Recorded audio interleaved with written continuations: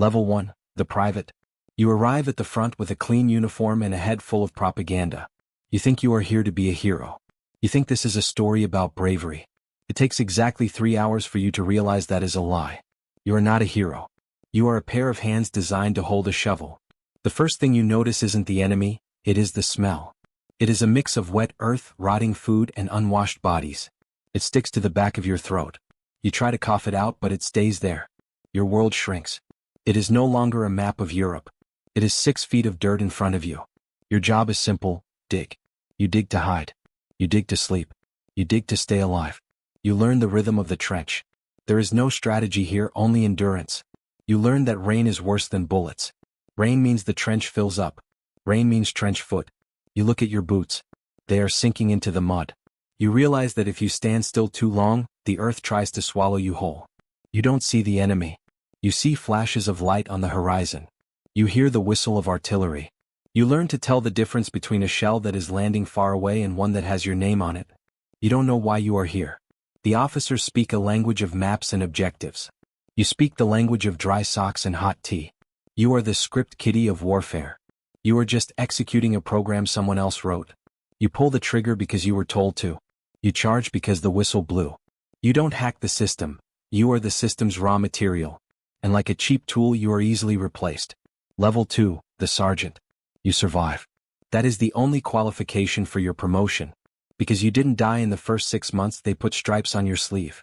Now you are the sergeant. The fear doesn't go away, but you learn to push it down into a dark place in your stomach. You can't afford to look scared. If you shake, the new privates shake. And if they shake, they die. Your perspective shifts. You are no longer just looking out for yourself. You are the mechanic of this machine. You check the rifles. You check the gas masks. You check the feet. It feels less like war and more like babysitting in hell. You become cynical. The new recruits come in with smiles and patriotic songs. You hate them for it. You know that in a week those smiles will be gone. You are hard on them. You yell. You insult them. You do this because if they fear you, they might listen to you when the shooting starts. And if they listen, they might live. You start to see the cracks in the system. You see the officers making mistakes. You see the supplies not arriving. But you are the bridge. You take the impossible orders from above and force them into reality down below. You rationalize the cruelty. You tell a boy to stand sentry in the freezing rain because the line must be held.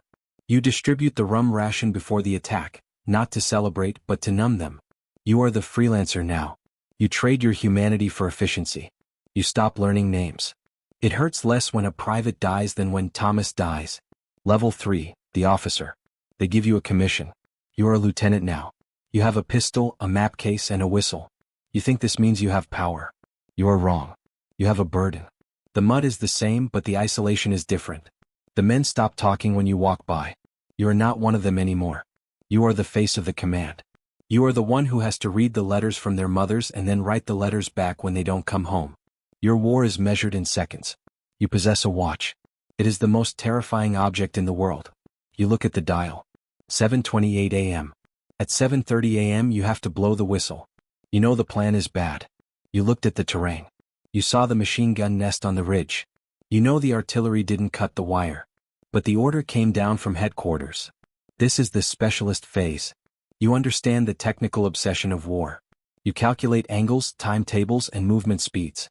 But you also know the glitch in the code. The human body cannot outrun a bullet. 7:29 a.m. Your hand shakes. The men are looking at you. They trust you. That trust feels like a knife in your ribs. You aren't a genius.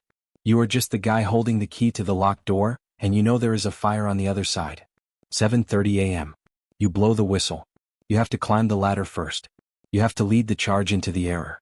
You aren't fighting the enemy anymore. You are fighting the inevitability of the math. Level 4, the general. You are miles away from the mud. You are in a chateau. There is wine on the table. The sheets are clean. It is quiet here. This is the organization. You do not see the war. You see a map. You see pins and string. You see reports typed on crisp paper. The clinical noir tone takes over completely here. There is no blood on your hands, only ink. You have become a creature of pure logic. You look at a sector. You need to capture a hill. The report says it will cost 5,000 casualties. You do the math. You have 10,000 reserves. The math works. You sign the paper. You have detached yourself from the humanity of it. You have to. If you thought about the individual private from level 1, you would put a pistol in your mouth. So, you turn them into abstractions. They are units. They are assets. They are attrition. You are the system administrator. You manage the flow of resources. One train brings artillery shells, the other train brings fresh bodies. It is all just logistics. You worry about supply lines, not trench foot. You worry about public opinion, not fear. But deep down there is a cold paranoia. You know you aren't winning.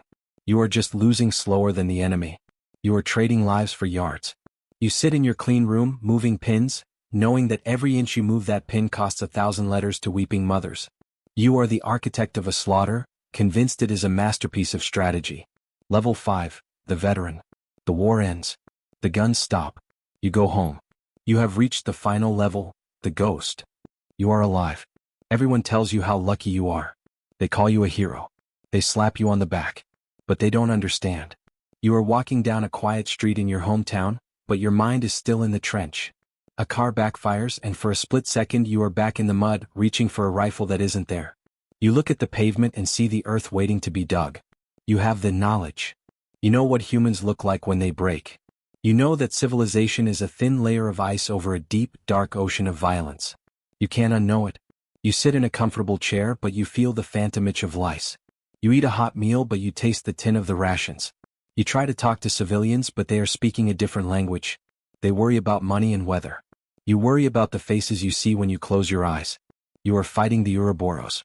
The skills you learned, the vigilance, the violence, the suppression of emotion, kept you alive in the war. Now those same skills are destroying your peace. You survive the gas and the shells, but you cannot survive the silence. You are a ghost in your own life, haunting a world that wants to forget what you did. You realize the final irony: the war didn't end. It just moved inside your head.